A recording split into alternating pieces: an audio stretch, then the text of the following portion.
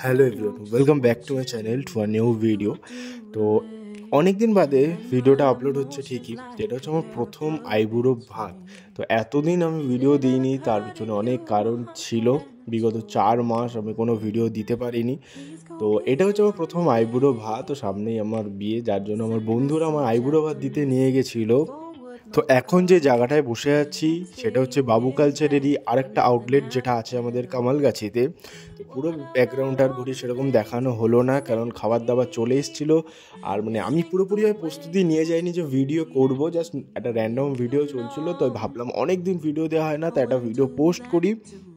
তো আর এখানে খুব সুন্দর কাঁসার থালায় একটা খুব সুন্দর থালি আমাদেরকে পরিবেশন করানো হয়েছিল বাবু কালচারের তরফ থেকে, যেটা ওরা আমাকে খাইয়েছিল। আর তার মধ্যে যে খাবারের মেনুগুলো ছিল সেটা হচ্ছে ভাত, মুগ ডাল, ঝুরি আলু ভাজা, তারপর স্যালাড তো থাকেই।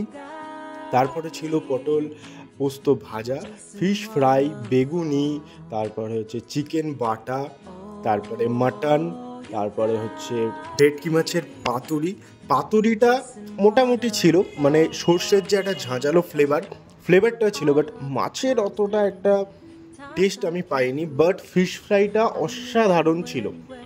বাবু কালচারে যদি তোমরা গিয়ে খেয়েছো বা খেয়ে থাকো, আমাকে কমেন্টে জানিও।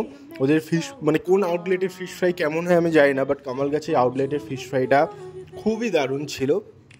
চিকেন বাটারটা একটু ফ্লেভার কম ছিল, একটু ঝাল ঝাল ছিল।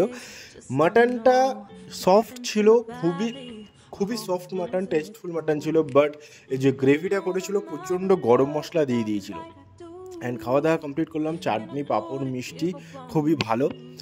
তো যারা যারা এখন আমার চ্যানেলটাকে সাবস্ক্রাইব করোনি, সাবস্ক্রাইব করে নিও। ইন ফিউচার আরও ভালো ভালো ভিডিও আসবে। জাস্ট আমার এখন ঘর একটু রেনোভেটেড হচ্ছিল বলে আমি ভিডিও আপলোড করতে পারিনি। তো লাস্টে পান খাওয়া দাওয়া করে আমরা খাওয়া দাওয়া শেষ করলাম। চলো গাইস, টাটা বাই বাই।